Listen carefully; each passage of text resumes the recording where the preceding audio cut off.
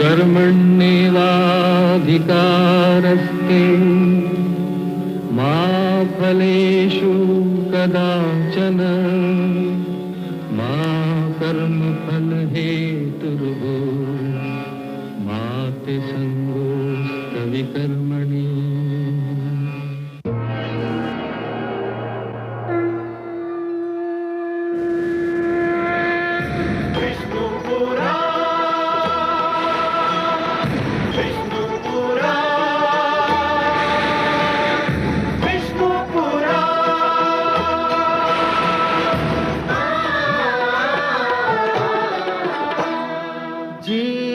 ज्ञान ब्रह्म ज्ञान अथ श्री विष्णु पुराण ओम की कथा महान जय श्री विष्णु पुराण विष्णु पुराण विष्णु पुराण विष्णु पुराण प्रगटे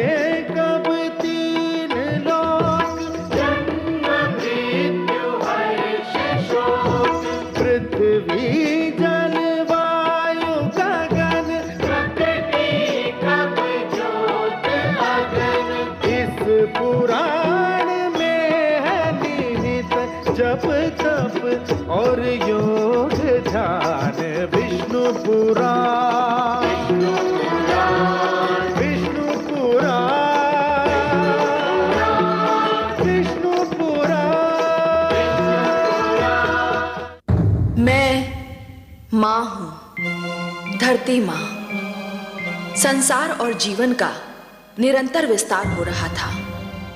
मेरे वासुदेव ने मानव कल्याण के लिए 4 वेदों को अपने मुख से जन्म दिया।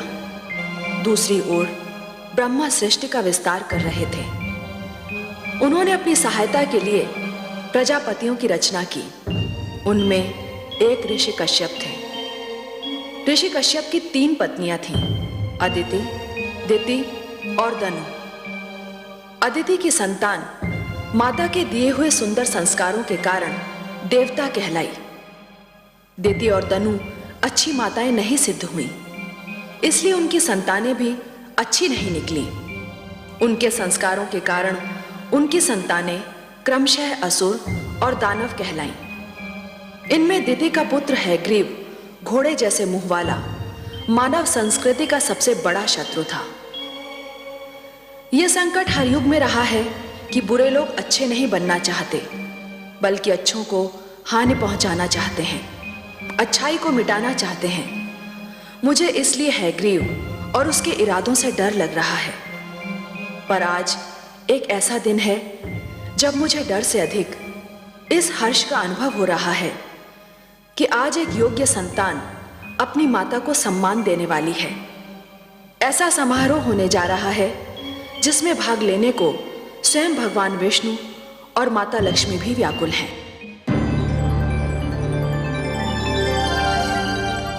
महादेवी जी परमेश्वर, हमें देवलोक चलना है। देवलोक? ये अचानक देवलोक जाने का निश्चय? आज देवलोक में देव माता अदिति का अभिनंदन है देवी, और आप तो हमारे विचारों से भलीभांति परिचित हैं। आप जानती हैं कि नारी का सम्मान हमारी दृष्टि में कितना महत्व रखता है। जानती हूँ परम श्रेष्ठ, जहाँ नारी का सम्मान होता है वहाँ आपका निवास होता है। हाँ देवी, यत्र नार्यस्तु पूज्यन्ते रमन्ते तत्र देवताः, और इसीलिए हमारा वहाँ उपस्थित रहना अनिवार्य है। तो फिर चलिए कमल नयन, मुझे भी ऐसे अवसर पर उपस्थित रहकर हार्दिक प्रसन्नता होती है। आइए। माता अदिति की, माता अदिति की, माता अदिति की, माता अदिति की, माता अदिति की, माता अदिति की, माता अदिति की, माता अदिति की, माता अदिति की, माता अदिति की, माता अदिति की, माता अदिति की, माता अदिति की। अभिनंदन देव माता, अभिनंदन। आप एक आदर्श माता है, आदर्श पत्नी है, आदर्श नारी है। मेरा प्रणाम स्वीकार कीजिए।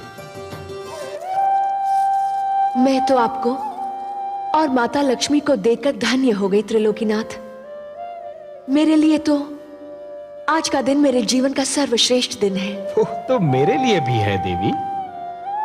आज आपको आपके योग्य पुत्र सम्मानित कर रहे हैं और मेरे लिए वो दिवस सृष्टि का सबसे श्रेष्ठ दिवस होता है जब संतान माता का अभिनंदन करती है। और आपने तो ऋषि कश्यप के प्रति अपने पत्नी धर्म को और अपनी संतान के प्रति अपने मातृत्व के धर्म को इतनी निष्ठा और गरिमा से निभाया है कि समस्त संसार को आपसे सीख लेनी चाहिए। देव माता तो मुझे मेरे पुत्रों ने बना दिया है, जिन्हें संसार देवता कहकर पुकारता है। परंतु सत्य इससे सर्वथा विपरीत है देवी। अर्थात?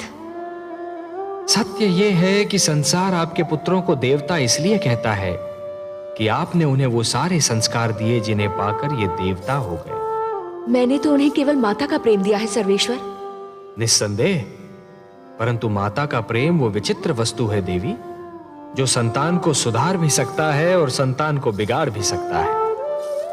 आपने अपनी संतान को अच्छी शिक्षा दी, अच्छे आचार विचार दिए, अच्छाई और बुराई की पहचान कराई, जीवन जीने के ढंग सिखाए, उन्हें बुरी डगर पर चलने से रोका, उनकी हर भूल पर उन्हें टोका। और यही तो माता का वास्तविक प्रेम है।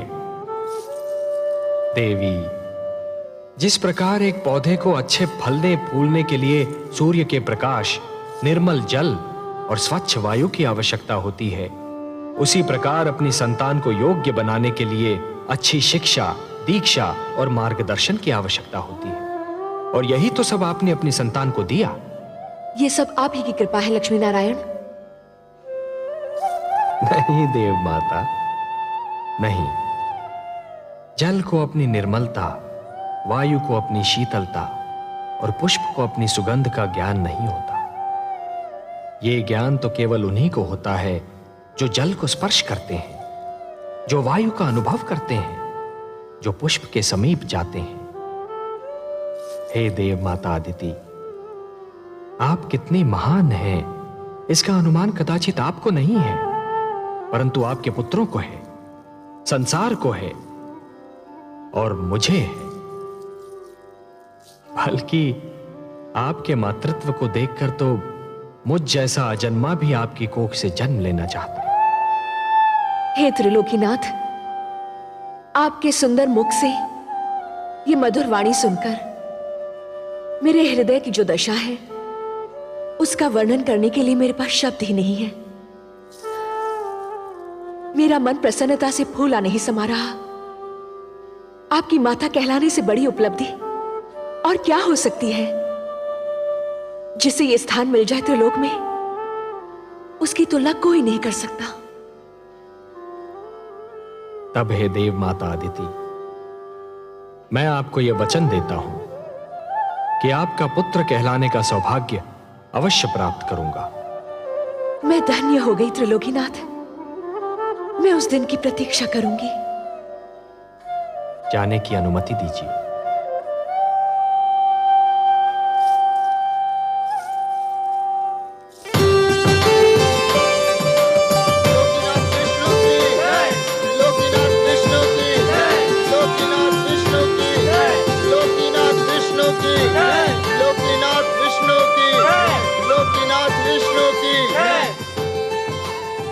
आइए माता, विराजिए। धन्यवाद पुत्रों, तुम्हारे कारण तो मुझे आज इतना महान वरदान मिल गया। पर हम तो आपको कुछ न दे सके माते। संतान से मां को और क्या चाहिए?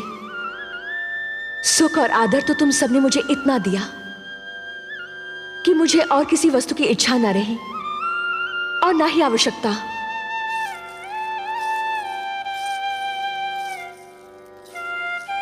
हम चाहते हैं कि हम आपकी और सेवा करें माते। हम चाहते हैं कि आप अब यहीं रहे देवलोक में। हाँ माते, अब आप यहीं रह जाइए। पुत्रों, नारी का देवलोक वही होता है जहां उसका पति निवास करता है, और मेरा देवलोक मेरी धरती है जहां मेरे पति और तुम्हारे पिता प्रतीक्षा कर रहे हैं। तुम सब तो हर पल मेरे साथ हो, क्योंकि मेरे मन में हो। मुझे भी सदैव अपने मन में रखो, मैं भी तुम्हारे साथ रहूंगी। मैं अब चलूंगी। मेरे देवता को यज्ञ के लिए मेरी प्रतीक्षा करनी पड़े, ये मेरे पत्नी धर्म के विरुद्ध है। मुझे अब चलना चाहिए।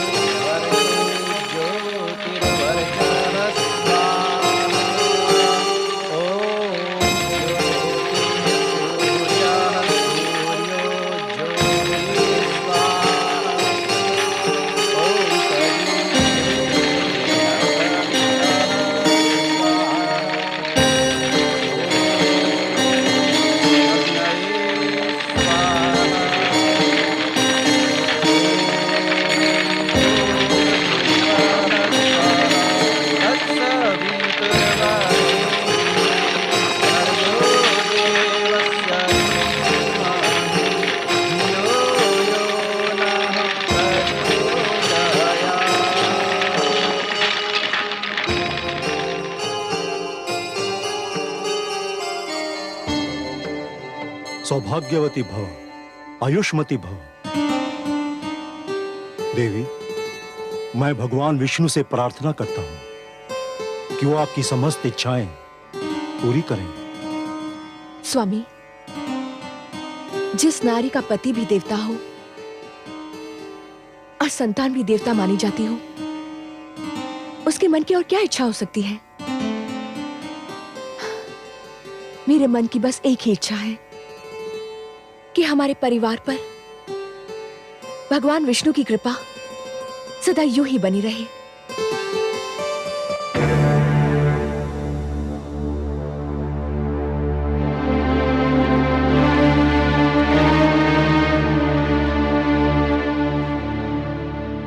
आप दोनों अब आ रही हैं, जबकि यह यज्ञ संपन्न हो चुका है।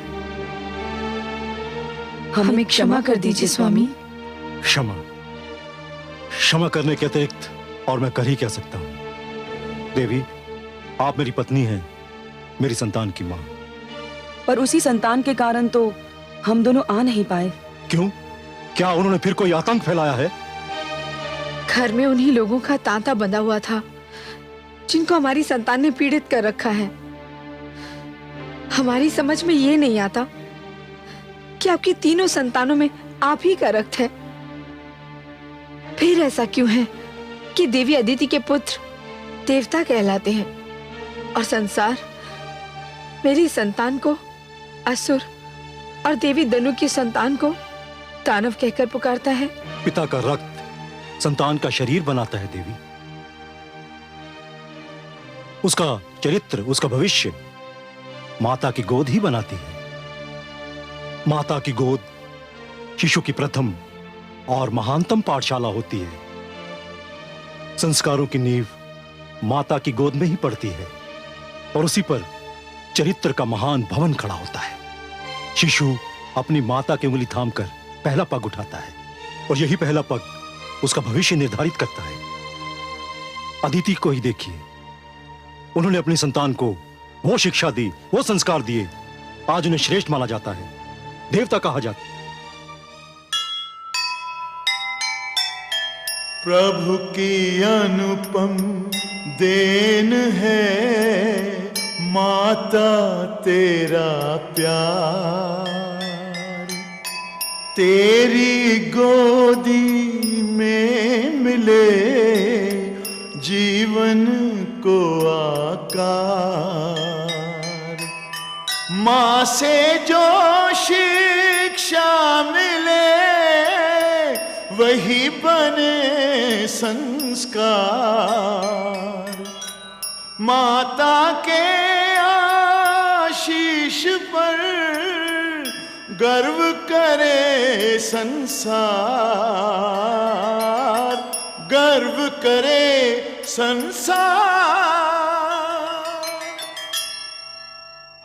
और आप दोनों ने अपनी संतान की शिक्षा की ओर कोई ध्यान नहीं दिया, उन्हें कभी बुरे कर्मों से रोकने की चेष्टा नहीं की। लाड प्यार करके उन्हें इतना बिगाड़ दिया कि आज वो आपकी भी नहीं सुनते। मैं उनको नहीं, आपको दोषी समझता हूं। और देवी धनु, आपके पुत्र हयग्रीव ने धरती पर वो उत्पात मचा रखा है कि संसार उससे पीड़ित है, और मैं उससे लज्जित हूं।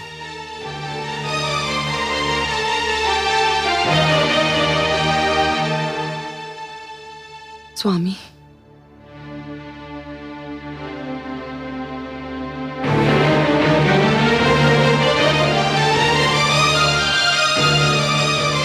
देवी अदिति, आप ही कोई उपाय बताइए कि मैं क्या करूं। हयग्रीव को समझाइए बहन कि वो हिंसा और अत्याचार का मार्ग छोड़ दे।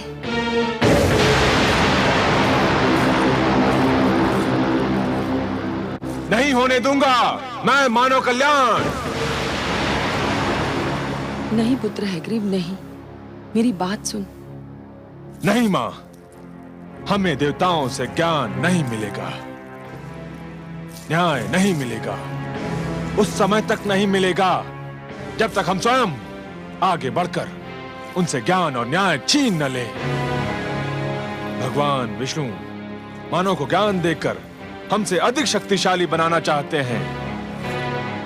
मैं हयग्रीव उस ज्ञान का अपहरण करूंगा, उसे बंदी बनाकर रखूंगा। ज्ञान का यह प्रकाश मानव समाज तक कदापि नहीं पहुंचने दूंगा। मैं भगवान विष्णु को पराजित करूंगा, देवताओं को पराजित करूंगा, समस्त मानव जाति को पराजित करूंगा। मां, हयग्रीव से आरंभ होगी दानव संस्कृति।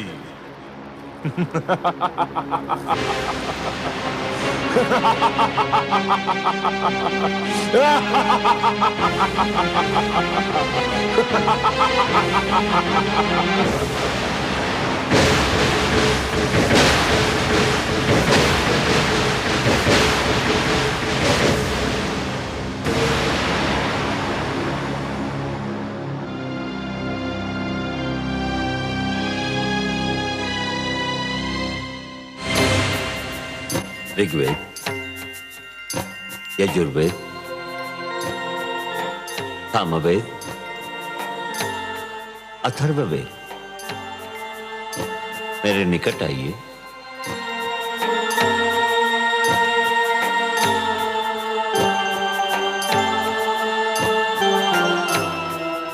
हे ब्रह्मा, आप हमें मानव लोक कब ले चलेंगे? हे ज्ञानकोश, अभी उसका उचित समय नहीं आया है। आपको मानव तक पहुंचाने से पहले मुझे कुछ और आवश्यक कार्य करने हैं। आपकी सुरक्षा मेरा सर्वप्रथम उत्तरदायित्व है। मुझे आपको उन हाथों में देना है जो आपके योग्य हों। मैं भगवान शिव से परामर्श करने जा रहा हूं। मेरे लौटने तक आप यहीं रहिए। जब तक मैं ना आऊं तब तक इस क्षेत्र से बाहर पग न धरें। मैं शीघ्र ही लौट आऊंगा। हे ब्रह्मा, हम आपके आदेश का पालन करेंगे।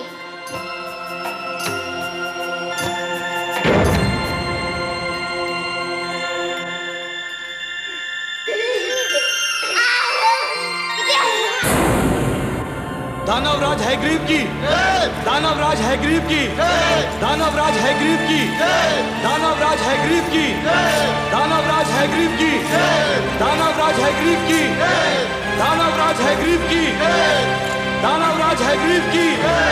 दानवराज हैग्रीव की, दानवराज हैग्रीव की।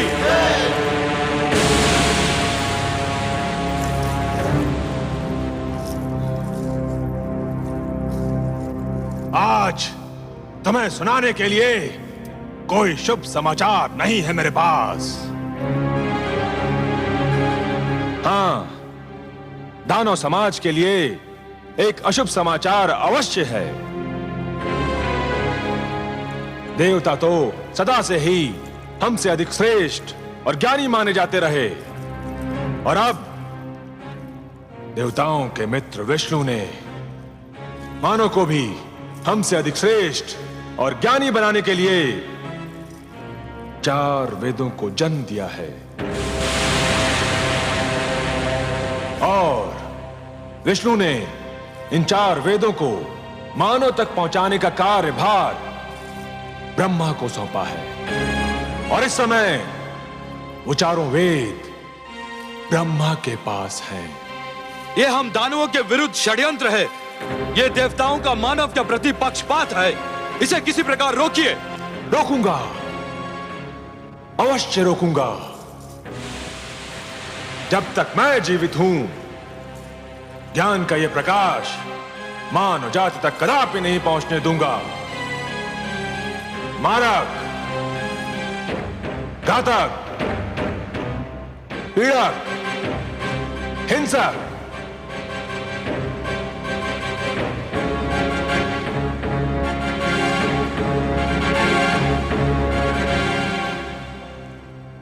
तुम चारों को अपनी शक्ति पर बड़ा गर्व है ना? आज तुम सबकी शक्ति की परीक्षा है। जाओ और ब्रह्मलोक से उन 4 बालकों को पकड़कर हमारी सभा में ले आओ। जाओ। जो आज्ञा दानवराज, आपके आदेश का पालन होगा।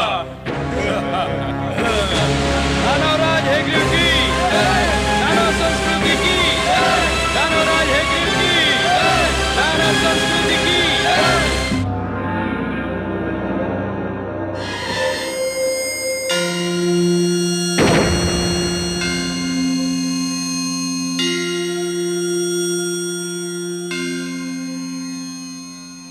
प्रणाम आदि प्रजापति ब्रह्मदेव।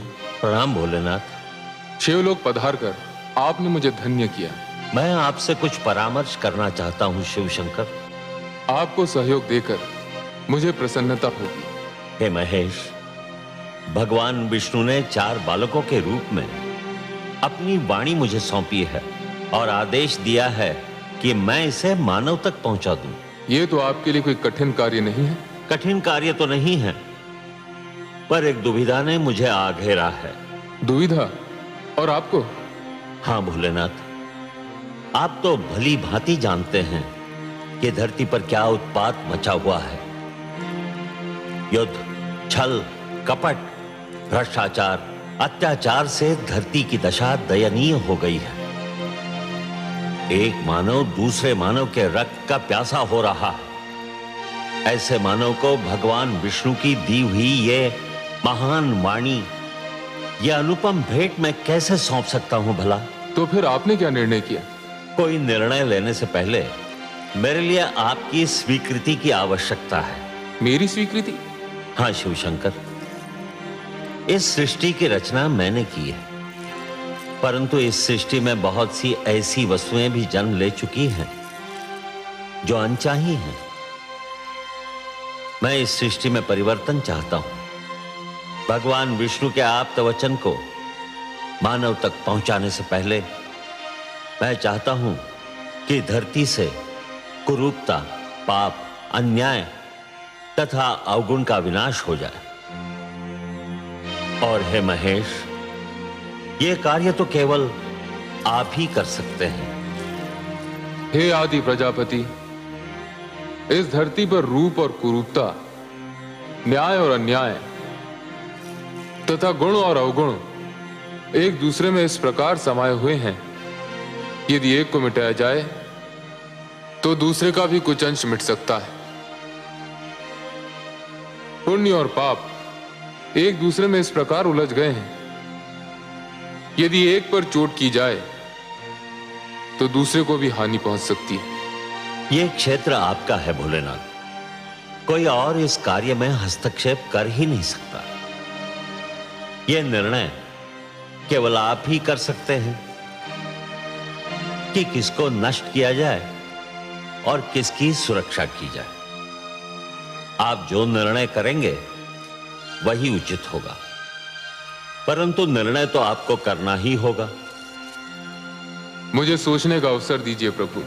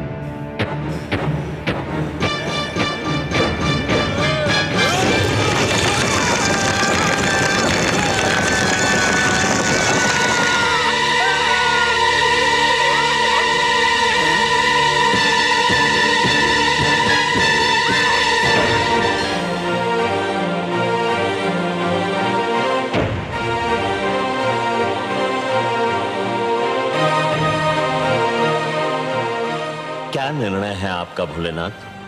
हे ब्रह्मदेव, मैं इस निष्कर्ष पर पहुंचा हूं कि सृष्टि को पूर्णतया नष्ट करना उचित नहीं होगा। धरती को बने अभी अधिक समय नहीं बीता है। मेरे विचार में नष्ट करने के स्थान पर धरती को स्वच्छ किया जाना चाहिए। जल स्वच्छ करने का कार्य करता है।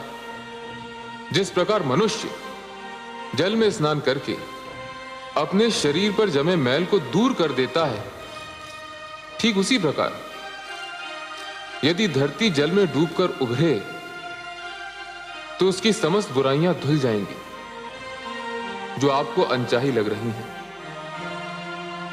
परंतु धरती तो जल में डूबकर उभर आएगी, पर उस पर बसी मानव जाति का क्या होगा? मैं नए मानव को जन्म दूंगा। उसमें भी एक कठिनाई है। क्या कठिनाई है भोलेनाथ? आपके पुत्र मनु मानव सुरक्षा के लिए तप कर रहे हैं। वे मानव जाति का विनाश होने नहीं देंगे। तप करना उसके अधिकार में है, किंतु सृष्टि के विनाश को रोकना उसके अधिकार में नहीं है। मनु को उसका कर्म करने दीजिए। भगवान विष्णु की स्तुति कर रहा है वो। उसका और उसके तप का परिणाम भगवान विष्णु की इच्छा पर छोड़ दीजिए। मैंने आपसे जो निवेदन किया है, मुझे उसका उत्तर चाहिए भोलेनाथ। उत्तर? उसका तो केवल एक ही उत्तर है। धरती पर जल प्लावन होगा। हे शिव, मैं आपको प्रणाम करता हूं।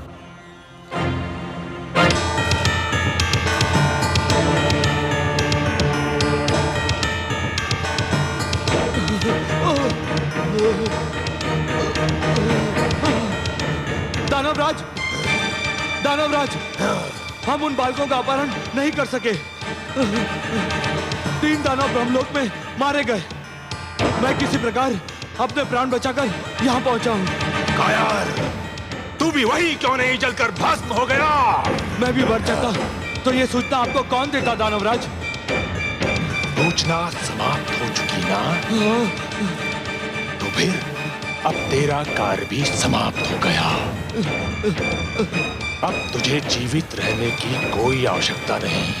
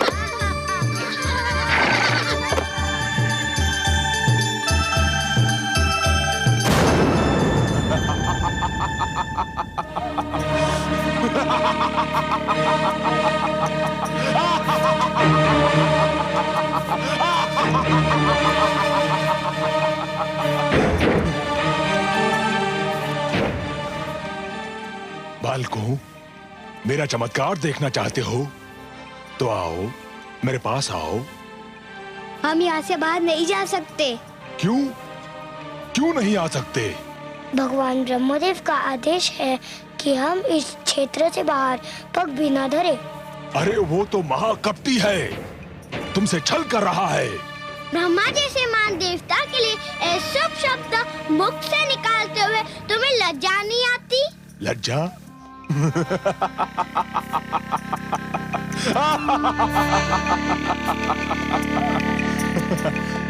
उस छलिए से लज्जा? जानते हो वो कहाँ गया है? जानते हैं, वो शिवलोक गए हैं। और वहाँ क्या करने गया है? ये तो हम नहीं जानते। तुम चारों को पाकर ब्रह्मा के मन में खोट समा गया है। तुम झूठ बोलते हो। मैं सत्य कह रहा हूँ। ब्रह्मा शिव के पास ये निवेदन करने गए हैं कि वो धरती को नष्ट कर दें। किंतु क्यों? बड़े भोले हो तुम चारों, इतना भी नहीं समझते। सीधी सी बात है, धरती नष्ट हो जाएगी तो मानव भी नष्ट हो जाएगा, और मानव नष्ट हो जाएगा तो तुम चारों सदा के लिए ब्रह्मा की संपत्ति बन जाओगे, और वो तुम चारों को दास बनाकर रखेगा। हम कैसे मान ले कि तुम सच बोल रहे हो? इसीलिए तो मानव समाज ने मुझे यहाँ भेजा है कि मैं तुम चारों को ब्रह्मा के पंजे से मुक्त करा के उसके पास पहुंचा दूं जिसकी तुम धरोहर हो।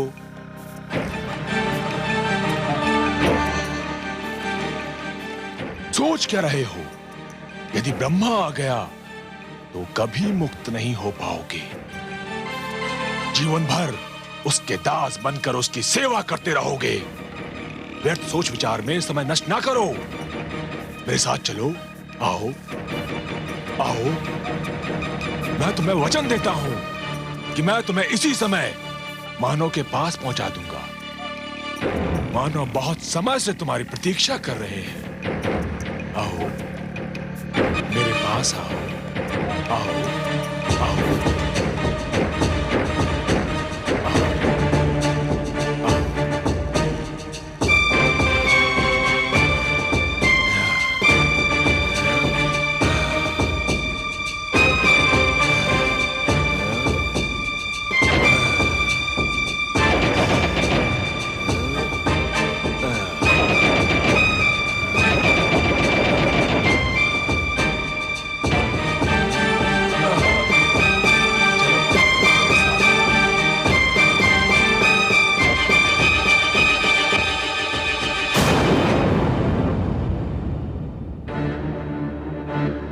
ऋग्वेद, यजुर्वेद, सामवेद, अथर्ववेद, कहां हो तुम?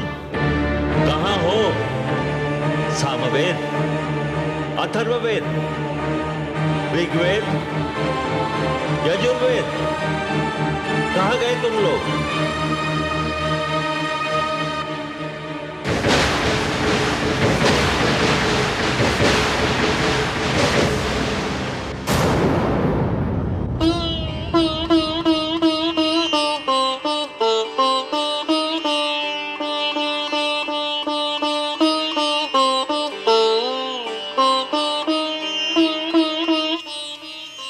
सर्वेश्वर, आपने अपनी जो धरोहर ब्रह्मा जी को सौंपी थी उसे कोई चुरा कर ले गया है। देख रहा हूं देवी। किंतु आप तो योग निद्रा में थे, आपने। ध्यानस्थ था देवी। निद्रा और ध्यान में बस थोड़ा सा ही तो अंतर होता है। निद्रा में शरीर के साथ साथ मस्तिष्क भी सो जाता है, और ध्यान में मस्तिष्क सचेत और पूर्ण रूप से जागा हुआ होता है। हे सर्वेश्वर, फिर आप शांत क्यों हैं? शांत इसलिए हूं कि मैं देखना चाहता हूं कि हयग्रीव मेरे आप्त वचन को कहां ले जा रहा है। जब तक पूरी घटना को देख न लिया जाए, समझ न लिया जाए, उसके परिणामों का अनुमान न लगा लिया जाए, तब तक कोई भी पग उठाना उचित नहीं होगा। शीघ्रता मानव की प्रवृत्ति है। मुझे इस घटना को पूर्णतया देख लेने दीजिए महादेवी।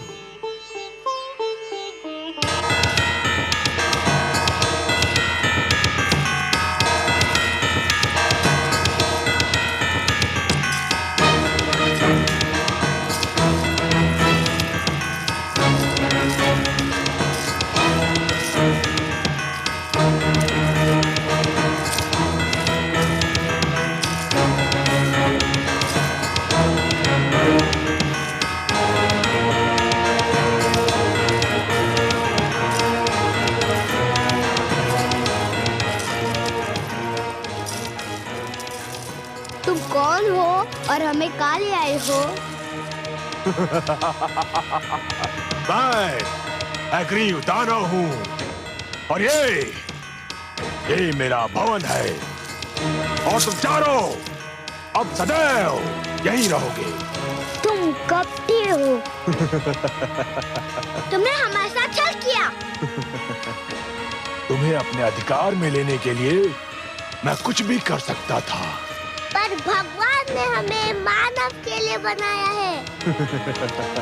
हम मानव कल्याण के लिए रचे गए हैं। हमें मानव के पास जाना है। अब तुम कहीं नहीं जाओगे। बड़ी कठिनाई से तुम्हें प्राप्त किया है। अब देखता हूं मानव हमसे अधिक शक्तिशाली कैसे बनता है। तुमने हमें मुक्त नहीं किया तो भगवान विष्णु तुम्हारा सर्वनाश कर देंगे।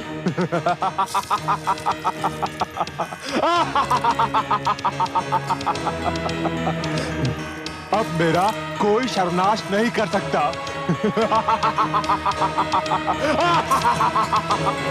और यदि तुम में से किसी ने भी यहां से भागने का प्रयत्न किया तो तुम सबको नष्ट कर दूंगा।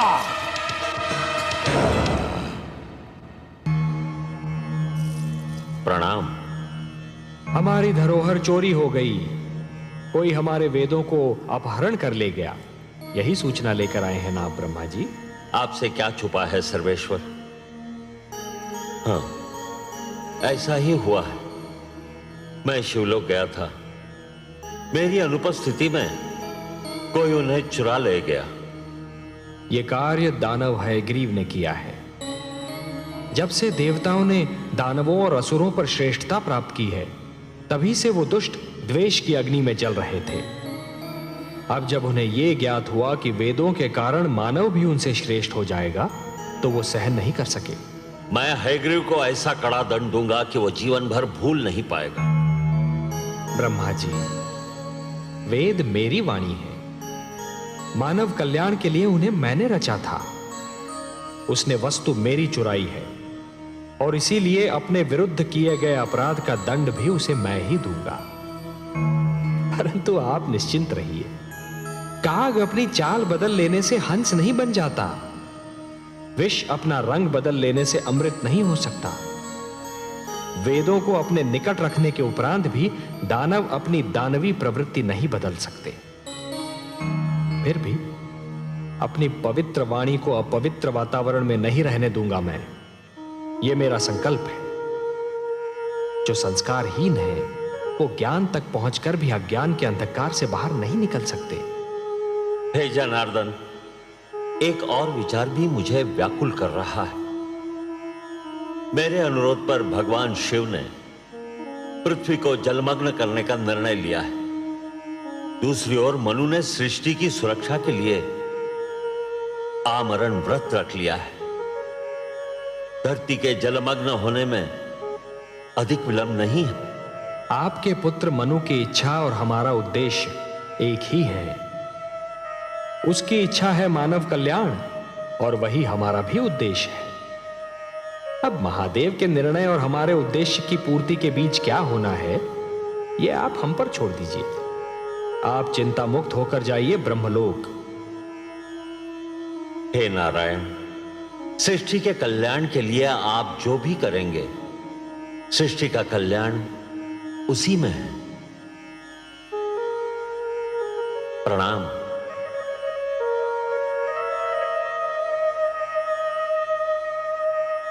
हे प्रभु, अब क्या होगा? आप क्या करेंगे? ब्रह्मापुत्र मनु का क्या होगा? दानव हयग्रीव आपके ज्ञान को नष्ट करने पर तुला हुआ है और भगवान शिव ने पृथ्वी को जलमग्न करने का निर्णय ले लिया है। अब वही होगा देवी जो मेरा वचन है। मैं वचनबद्ध हूं कि जब भी कोई शक्ति मानवता के लिए संकट बनेगी तो मैं उसे अवश्य रोकूंगा। जिस प्रकार सूर्य अपना तेज बांटना नहीं छोड़ सकता, जिस प्रकार एक दीपक अपना प्रकाश फैलाना नहीं छोड़ सकता, उसी प्रकार मैं भी अपने वचन से मुख नहीं मोड़ सकता देवी। अब मेरे प्रथम अवतार का समय आ गया है देवी। मत्स्य अवतार। परित्राणाय साधूनां विनाशाय च दुष्कृतां धर्म संस्थापनार्थाय संभवामि युगे युगे।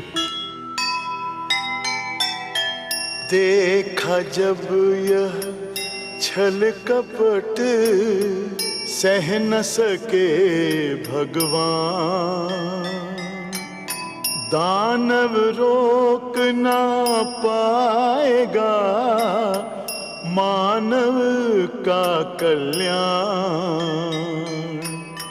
मानवता की नाव जो फंसे बीच मझधार,